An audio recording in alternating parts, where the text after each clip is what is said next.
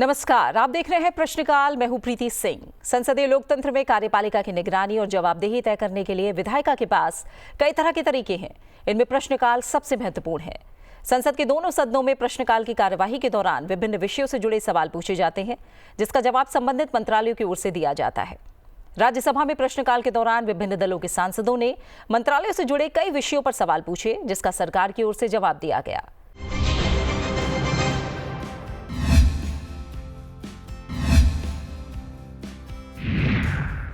आज के कार्यक्रम का पहला सवाल जुड़ा है भारत के नवीकरणीय ऊर्जा क्षेत्र में प्रगति और चुनौतियों से।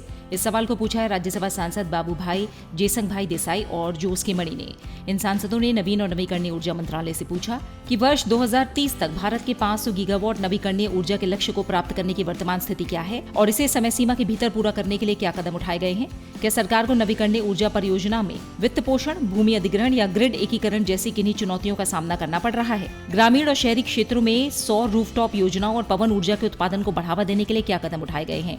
क्या मंत्रालय एक स्वच्छ ऊर्जा क्षेत्र में आयात पर निर्भरता को कम करने के लिए आत्मनिर्भर भारत पहल के तहत घरेलू विनिर्माण को प्रोत्साहित करने का विचार रखता है।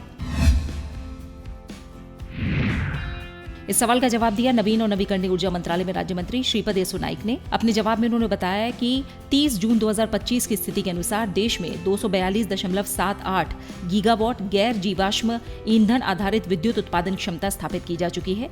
सरकार ने 2030 तक 500 गीगावाट गैर जीवाश्म ईंधन आधारित विद्युत उत्पादन क्षमता के लक्ष्य को साकार करने के उद्देश्य से देश में अक्षय ऊर्जा क्षमता को बढ़ावा और गति प्रदान करने के लिए विभिन्न उपाय और पहल की है। नवीकरणीय ऊर्जा परियोजनाओं के डेवलपर्स द्वारा भूमि अधिग्रहण, मार्गाधिकार संबंधी मुद्दे, ट्रांसमिशन कनेक्टिविटी में विलंब जैसी कुछ चुनौतियों पर प्रकाश डाला गया है, जिनके समाधान के लिए नियमित रूप से आवश्यक कार्रवाई की जाती है। सौर रूफटॉप योजना यानी प्रधानमंत्री सूर्य घर मुफ्त बिजली योजना और ग्रामीण और शहरी क्षेत्रों में पवन ऊर्जा उत्पादन को बढ़ावा देने के लिए किए जाने वाले विभिन्न उपाय भी सरकार ने किए हैं। सौर ऊर्जा क्षेत्र में आयात पर निर्भरता को कम करने के लिए नवीन और नवीकरणीय ऊर्जा मंत्रालय आत्मनिर्भर भारत पहल के अंतर्गत स्वदेशी विनिर्माण को प्रोत्साहित करने के लिए लगातार नीतियां ला रहा है। भारत सरकार ने देश में अक्षय ऊर्जा को बढ़ावा और गति देने के लिए अलग अलग उपाय और पहल की हैं। इनमें नवीन और नवीकरणीय ऊर्जा मंत्रालय ने वित्त वर्ष 2023-24 से वित्त वर्ष 2027-28 तक अक्षय ऊर्जा कार्यान्वयन एजेंसियों REIA यानी solar energy corporation of India limited, NTPC limited, NHPC limited, SJVN limited द्वारा जारी की जाने वाली 50 गीगावाट प्रतिवर्ष की अक्षय ऊर्जा विद्युत खरीद बोलियों को जारी करने के लिए बोली ट्रेजेक्ट्री जारी की है। ऑटोमेटिक रूट के अंतर्गत 100% तक FDI की अनुमति दी गई है। ग्रीन हाइड्रोजन परियोजनाओं के लिए दिसंबर 2030 तक और अपतटीय पवन परियोजनाओं के लिए दिसंबर 2032 तक इंटर स्टेट ट्रांसमिशन प्रणाली शुल्कों को माफ कर दिया गया है। अक्षय ऊर्जा खपत को बढ़ावा देने के लिए अक्षय ऊर्जा खरीद बाध्यता के बाद अक्षय उपभोग बाध्यता ट्रैजेक्टरी को 2029-30 तक के लिए अधिसूचित किया गया है। ऊर्जा संरक्षण अधिनियम 2001 के अंतर्गत सभी नामित उपभोक्ताओं पर लागू RCO की अनुपालना न करने पर जुर्माना लगाया जाएगा। RCO में विकेंद्रीकृत अक्षय ऊर्जा स्रोतों से खपत की निर्दिष्ट मात्रा भी शामिल है। ग्रिड कनेक्टेड सौर, पवन सौर हाइब्रिड और सतत और प्रेषण योग्य अक्षय ऊर्जा परियोजनाओं से विद्युत की खरीद के लिए टैरिफ आधारित स्पर्धात्मक बोली प्रक्रिया के लिए मानक बोली दिशा निर्देश जारी किए गए हैं। प्रधानमंत्री किसान ऊर्जा सुरक्षा और उत्थान महाअभियान, PM सूर्य घर मुफ्त बिजली योजना, राष्ट्रीय उच्च दक्षता सौर PV मॉड्यूल कार्यक्रम, प्रधानमंत्री जनजातीय आदिवासी न्याय महाअभियान और धरती आबा जनजातीय ग्राम उत्कर्ष अभियान के अंतर्गत नई सौर विद्युत योजना और PVTG बस्तियों और गांवों के लिए राष्ट्रीय ग्रीन हाइड्रोजन मिशन, अपतटीय पवन ऊर्जा परियोजनाओं के लिए व्यवहार्यता अंतराल वित्त पोषण जैसी योजनाएं शुरू की हैं। सौर पार्क और अल्ट्रा मेगा सौर विद्युत परियोजनाओं की स्थापना के लिए अक्षय ऊर्जा डेवलपरों को बड़े स्तर पर अक्षय ऊर्जा परियोजनाओं की स्थापना के लिए भूमि और ट्रांसमिशन उपलब्ध कराने के लिए योजना का कार्यान्वयन किया जा रहा है। अक्षय विद्युत की निकासी के लिए ग्रीन एनर्जी कॉरिडोर योजना के अंतर्गत नई ट्रांसमिशन लाइनें बिछाने और नई सब स्टेशन क्षमता विकसित करने के लिए वित्त पोषण किया गया है। 500 किलोवाट तक या स्वीकृत विद्युत लोड तक जो भी कम हो, नेट मीटरिंग के लिए विद्युत उपभोक्ता के अधिकार नियम 2020 जारी किए गए हैं। पवन विद्युत परियोजनाओं के लिए राष्ट्रीय पुनः शक्तिकरण और जीवन विस्तार नीति 2023 जारी की गई है। अपतटीय पवन ऊर्जा परियोजनाओं की स्थापना के लिए रणनीति जारी की गई है, जिसमें 2030 तक 37 गीगावाट की बोली ट्रेजेक्ट्री और परियोजना विकास के लिए अलग अलग व्यापार मॉडल दर्शाए गए हैं। अपतटीय पवन ऊर्जा परियोजनाओं के विकास के लिए अपतटीय क्षेत्रों के पट्टे यानी लीज की मंजूरी को विनियमित करने के लिए अपतटीय पवन ऊर्जा पट्टा नियम 2023 को विदेश मंत्रालय की 19 दिसंबर 2023 की अधिसूचना द्वारा अधिसूचित किया गया है। सौर फोटोवोल्टिक मॉड्यूल और ग्रिड कनेक्टेड सौर इन्वर्टरों के लिए मानक और लेबलिंग कार्यक्रम शुरू किए गए हैं। तीव्र अक्षय ऊर्जा ट्रैजेक्टरी के लिए आवश्यक ट्रांसमिशन अवसंरचना को बढ़ाने के लिए 2030 तक की ट्रांसमिशन योजना तैयार की गई है। विद्युत विलंब भुगतान अधिभार और संबंधित मामले नियम LPS नियम अधिसूचित किए गए हैं।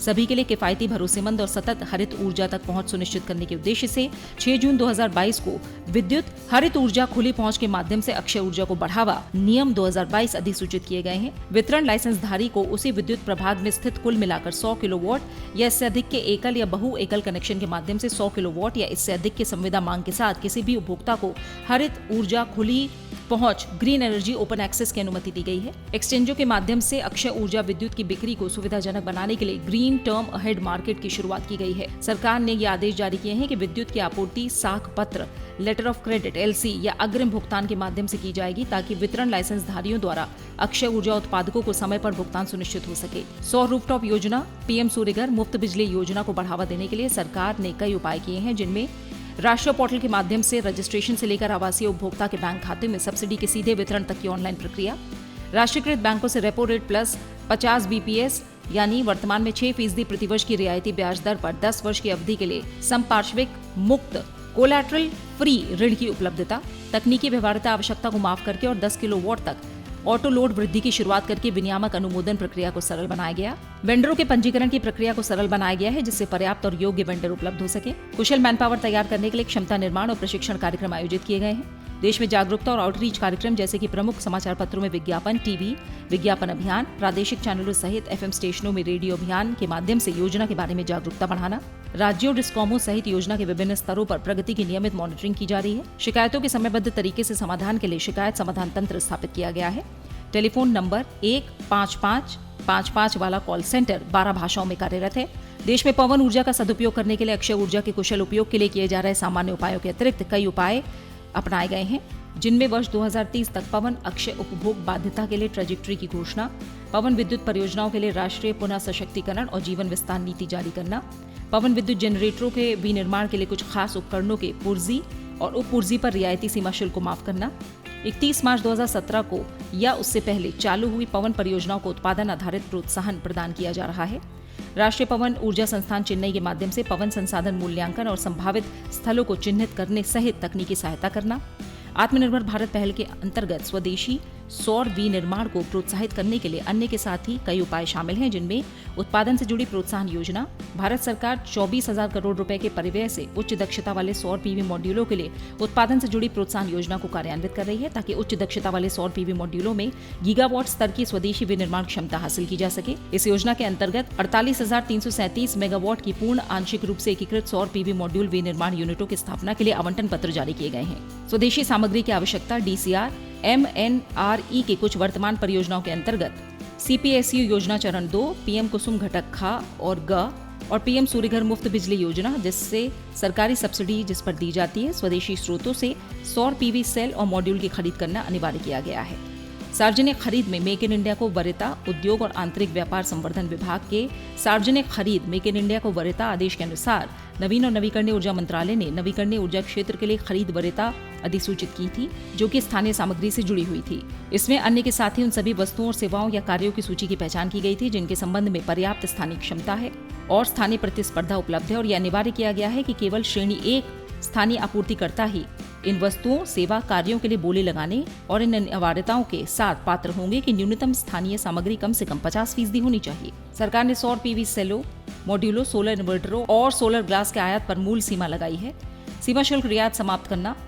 MNRE ने 2/2/2021 से सौर PV विद्युत परियोजना की प्रारंभिक स्थापना के लिए सामग्री उपकरण के आयात के लिए सीमा शुल्क रियायत प्रमाण पत्र को समाप्त कर दिया है। सौर सेल और मॉड्यूलों के निर्माण के लिए पूंजीगत वस्तुओं पर सीमा शुल्क में छूट। सरकार ने सौर PV सेलों और मॉड्यूलों के विनिर्माताओं के लिए 23 जुलाई 2024 की अधिसूचना संख्या 30/2024 सीमा शुल्क की सूची में विनिर्दिष्ट 41 वस्तुओं के आयात पर सीमा शुल्क में छूट दी है।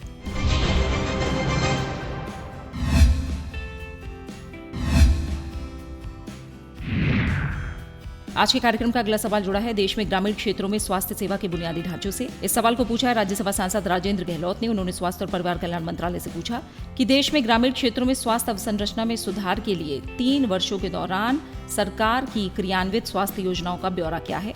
इस अवधि के दौरान क्रियान्वित स्वास्थ्य योजनाओं का ब्यौरा क्या है। इस अवधि के दौरान राजस्थान में स्वास्थ्य सुधार के लिए क्या कोई विशेष योजना चलाई गई है। अगर हाँ, तो योजना के कार्यान्वयन के लिए व्यय की गई धनराशि का ब्यौरा क्या है। इस सवाल का जवाब दिया स्वास्थ्य और परिवार कल्याण मंत्रालय में राज्य मंत्री प्रताप राव जाधव ने। अपने जवाब में उन्होंने बताया कि जन स्वास्थ्य प्रणाली को सुदृढ़ करने की प्राथमिक जिम्मेदारी संबंधित राज्य संघ राज्य क्षेत्र की सरकार की होती है। राष्ट्रीय स्वास्थ्य मिशन के अंतर्गत स्वास्थ्य और परिवार कल्याण मंत्रालय ग्रामीण क्षेत्रों में जन स्वास्थ्य सेवा प्रणाली को सुदृढ़ करने के लिए राज्यों संघ राज्य क्षेत्रों जिनमें राजस्थान भी सम्मिलित है, इन्हें तकनीकी और वित्तीय सहायता प्रदान करता है। ये सहायता राज्यों से प्राप्त कार्यक्रम कार्यान्वयन योजनाओं के रूप में प्राप्त प्रस्तावों के आधार पर दी जाती है, जिन्हें भारत सरकार निर्धारित मानकों और उपलब्ध संसाधनों के अनुसार कार्यवाही रिकॉर्ड के रूप में स्वीकृति देता है। राष्ट्रीय स्वास्थ्य मिशन के अतिरिक्त भारत सरकार राज्यों संघ राज्य क्षेत्रों में विशेष रूप से पिछड़े और अल्पसेवित क्षेत्रों में स्वास्थ्य अवसंरचना और सेवा प्रदायगी को बेहतर बनाने के लिए कई योजनाएं सरकार द्वारा चलाई जा रही हैं, जिनमें प्रधानमंत्री आयुष्मान भारत स्वास्थ्य अवसंरचना मिशन, प्रधानमंत्री आयुष्मान भारत स्वास्थ्य अवसंरचना मिशन ग्रामीण क्षेत्रों में स्वास्थ्य सुविधा केंद्रों की पहुंच को बेहतर बनाने के लिए जन स्वास्थ्य अवसंरचना और अन्य स्वास्थ्य सुधारों में निवेश को प्रोत्साहित करता है। राजस्थान राज्य को पिछले 5 वर्षों यानी 2021-22 से 2025-26 तक के लिए 1112 भवन विहीन उप स्वास्थ्य केंद्र, 639 शहरी आयुष्मान आरोग्य मंदिर, 184 ब्लॉक जन स्वास्थ्य इकाइयों, जिला स्तर पर 33 IPHL और जिला अस्पतालों और मेडिकल कॉलेज स्तर पर 33 क्रिटिकल केयर ब्लॉक के निर्माण सुदृढ़ीकरण के लिए 2618 करोड़ 97 लाख रुपए की राशि के लिए प्रशासनिक अनुमोदन प्रदान किए गए हैं। 15वें वित्त आयोग के अंतर्गत राजस्थान राज्य के लिए वित्त वर्ष 2021-22 से वित्त वर्ष 2025-26 तक की 5 साल की अवधि के लिए 4305 करोड़ रुपए और वित्त वर्ष 2025-26 के लिए 1606 करोड़ रुपए स्वीकृत किए गए हैं। अब तक जारी की गई कुल राशि में 2741 भवन विहीन उप स्वास्थ्य केंद्र, 564 भवन विहीन प्राथमिक स्वास्थ्य केंद्र, 38 भवन विहीन सामुदायिक स्वास्थ्य केंद्र, 168 ब्लॉक जन स्वास्थ्य इकाइयों और 284 शहरी आयुष्मान आरोग्य मंदिर की स्थापना और सुदृढ़ीकरण के लिए पूंजीगत लागत भी शामिल है। प्रधानमंत्री स्वास्थ्य सुरक्षा योजना का उद्देश्य किफायती विशिष्ट स्वास्थ्य सेवाओं की उपलब्धता में क्षेत्रीय असंतुलन को दूर करना और देश में गुणवत्तापूर्ण चिकित्सा शिक्षा की सुविधाओं को बढ़ाना है। इस योजना के अंतर्गत जोधपुर में एक एम्स की स्थापना और राजस्थान राज्य के लिए बीकानेर, उदयपुर, कोटा और जयपुर में 4 सरकारी मेडिकल कॉलेजों संस्थानों के उन्नयन को मंजूरी दी गई है। मौजूदा जिला रेफरल अस्पतालों से संबंध नए मेडिकल कॉलेजों की स्थापना के लिए केंद्र प्रायोजित योजना के अंतर्गत योजना के 3 चरणों में 157 मेडिकल कॉलेजों की स्थापना को मंजूरी दी गई है, जिनमें से 40 देश के आकांक्षी जिलों में हैं, जिससे चिकित्सा शिक्षा में असमानता के मुद्दे पर समाधान होगा। राजस्थान राज्य में बाड़मेर, भरतपुर, भीलवाड़ा, चूरू, डूंगरपुर, पाली, सीकर, धौलपुर, अलवर, बारा, बांसवाड़ा, चित्तौड़गढ़, जैसलमेर, करौली, नागौर, सिरोही, बूंदी, सवाई माधोपुर, टोंक, हनुमानगढ़, झुंझुनू और दौसा जिलों में कुल 23 मेडिकल कॉलेजों को मंजूरी दी गई है।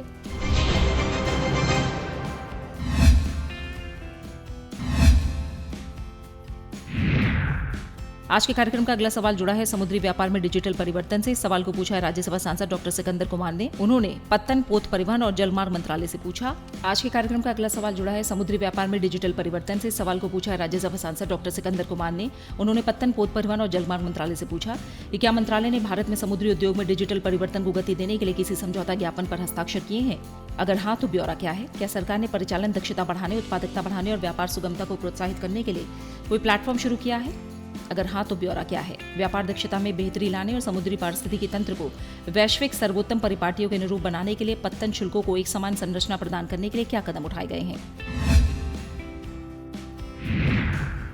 इस सवाल का जवाब दिया पत्तन, पोत परिवहन और जलमार्ग मंत्री सर्बानंद सोनोवाल ने। अपने जवाब में उन्होंने बताया कि मंत्रालय ने प्रगत संगठन विकास केंद्र के साथ भारतीय समुद्री क्षेत्र के लिए डिजिटल उत्कृष्टता केंद्र की स्थापना के लिए समझौता ज्ञापन पर हस्ताक्षर किया है। इसका उद्देश्य उन्नत IT सॉल्यूशंस के माध्यम से त्वरित डिजिटल ट्रांसफॉर्मेशन करना, नवाचार को प्रोत्साहन और पत्तन और नौवहन क्षेत्र के आधुनिकीकरण का मार्गदर्शन करना है।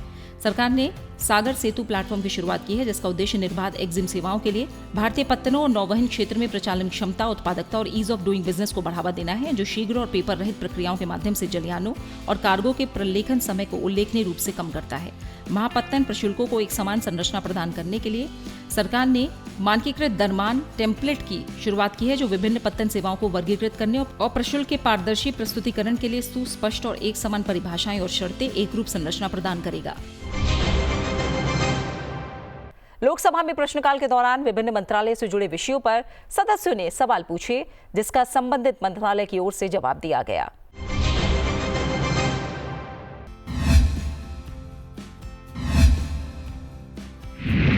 आज के कार्यक्रम का अगला सवाल जुड़ा है पारंपरिक हथकरघा बुनकरों के समक्ष संकट से।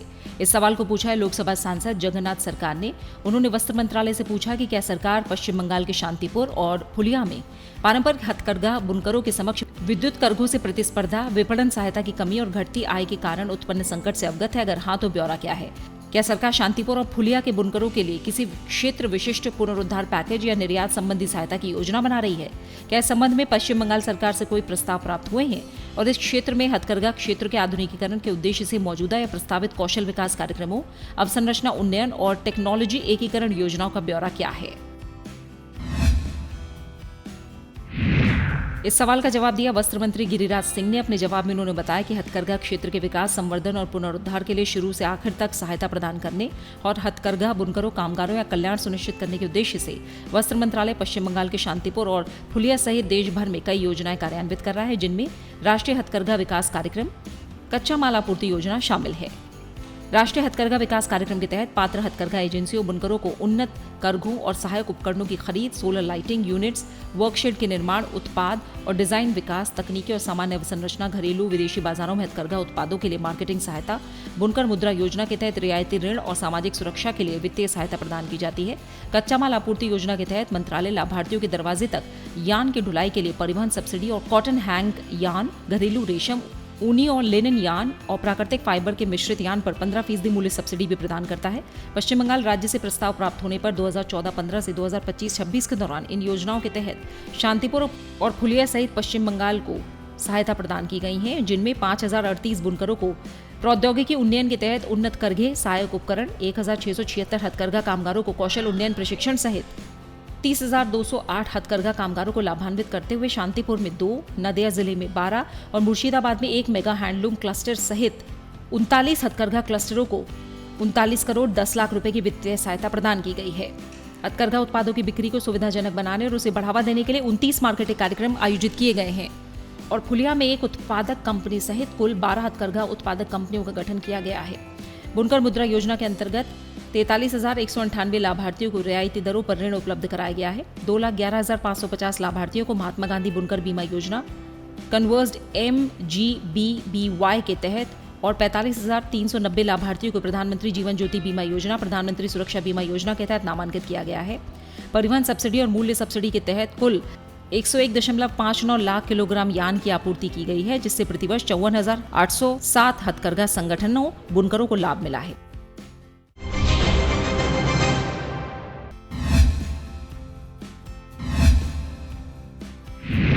आज के कार्यक्रम का अगला सवाल जुड़ा है कृषि उप उत्पाद उद्योगों की स्थापना से। सवाल को पूछा है लोकसभा सांसद वीरेंद्र सिंह ने। उन्होंने कृषि और किसान कल्याण मंत्रालय से पूछा कि क्या सरकार देश के विभिन्न राज्यों में कृषि उपज के उप उत्पादों पर आधारित उद्योग स्थापित करने के लिए कोई विशेष योजना बना रही है? अगर हाँ तो ब्यौरा क्या है? अगर नहीं तो इसके क्या कारण हैं? अगर हाँ तो चीनी मिल कब तक स्थापित हो जाएगी? क्या सरकार कृषि के उप उत्पादों पर आधारित इन उद्योगों की स्थापना के लिए छूट अनुदान देने का विचार रखती है? अगर हाँ तो छूट अनुदान का ब्यौरा क्या है और कितना प्रतिशत छूट अनुदान दिए जाने की संभावना है? इस सवाल का जवाब दिया कृषि और किसान कल्याण मंत्रालय में राज्य मंत्री रामनाथ ठाकुर ने। अपने जवाब में उन्होंने बताया कि कृषि उपज के उप उत्पादों पर आधारित उद्योग स्थापित करने के लिए कोई विशेष योजना नहीं है। खाद्य प्रसंस्करण उद्योग मंत्रालय द्वारा प्रधानमंत्री किसान संपदा योजना की एक घटक योजना का उद्देश्य खाद्य प्रसंस्करण, संरक्षण, क्षमता सृजन, विस्तार के अंतर्गत मूल्य संवर्धन के लिए क्षमता सृजन करना और अपशिष्ट में कमी लाना है।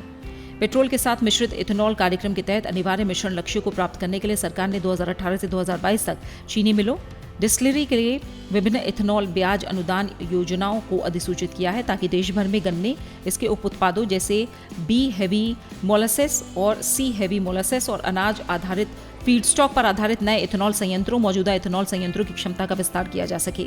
इसके अलावा केंद्र सरकार देश के किसी भी हिस्से में चीनी मिल स्थापित नहीं करती है। इसके अलावा 31 अगस्त 1998 के प्रेस नोट के अनुसार चीनी उद्योग को अनिवार्य लाइसेंसिंग की आवश्यकता वाले उद्योगों की सूची से हटा दिया गया था। इसके बाद कोई भी उद्यमी समय समय पर संशोधित गन्ना नियंत्रण आदेशों के खंड 6 से 6 में निर्धारित प्रावधानों के अनुसार देश के किसी भी हिस्से में चीनी मिल स्थापित करने के लिए स्वतंत्र है।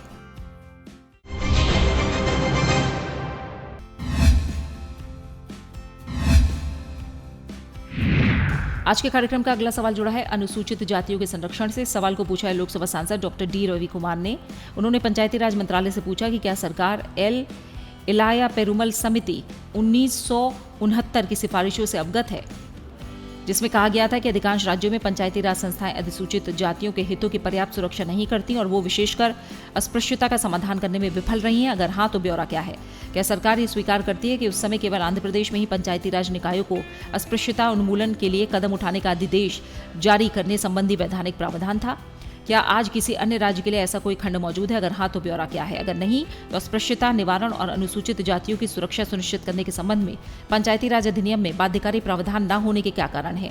और क्या सरकार का अस्पृश्यता से निपटने के लिए पंचायती राज निकायों को विशिष्ट दायित्व देने के लिए पंचायती राज अधिनियम में संशोधन करने का विचार है? अगर हाँ, तो ब्यौरा क्या है? इस सवाल का जवाब पंचायती राज मंत्रालय में राज्य मंत्री प्रोफेसर एसपी सिंह बघेल ने दिया। अपने जवाब में उन्होंने बताया कि पंचायतों की मौजूदा संवैधानिक स्थिति 73वें संविधान संशोधन अधिनियम 1992 के माध्यम से 1993 में लागू हुई है।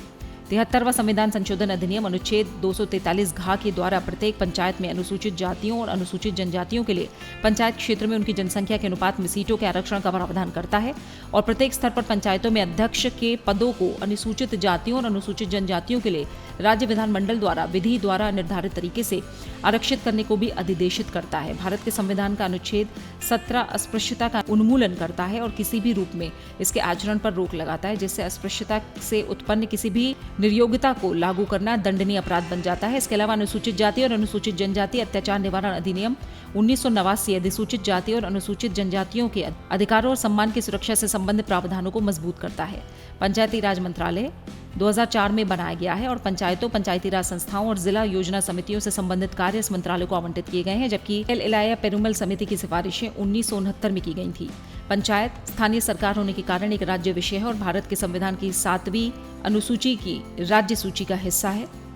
संविधान के अनुच्छेद 243 छह में प्रावधान है कि किसी राज्य का विधानमंडल विधि द्वारा पंचायतों को ऐसी शक्ति और अधिकार प्रदान कर सकता है जो उन्हें स्वायत्त शासन की संस्थाओं के रूप में कार्य करने में सक्षम बनाने के लिए आवश्यक हो। ऐसे कानूनों में आर्थिक विकास और सामाजिक न्याय के लिए योजनाओं, जिनमें 11वीं अनुसूची में सूचीबद्ध मामले भी शामिल हैं, उनके कार्यान्वयन के संबंध में उचित स्तर पर पंचायतों को शक्तियों और उत्तरदायित्वों के हस्तांतरण के प्रावधान शामिल हो सकते हैं।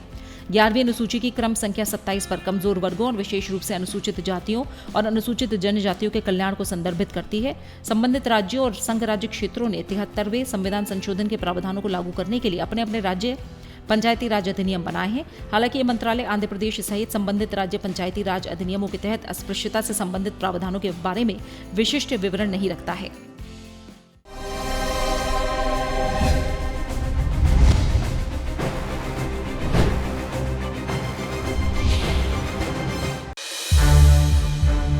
संसद टीवी के और भी प्रोग्राम्स देखने के लिए सब्सक्राइब करें हमारा YouTube चैनल और हाँ, इन्हें लाइक और शेयर करना ना भूलें।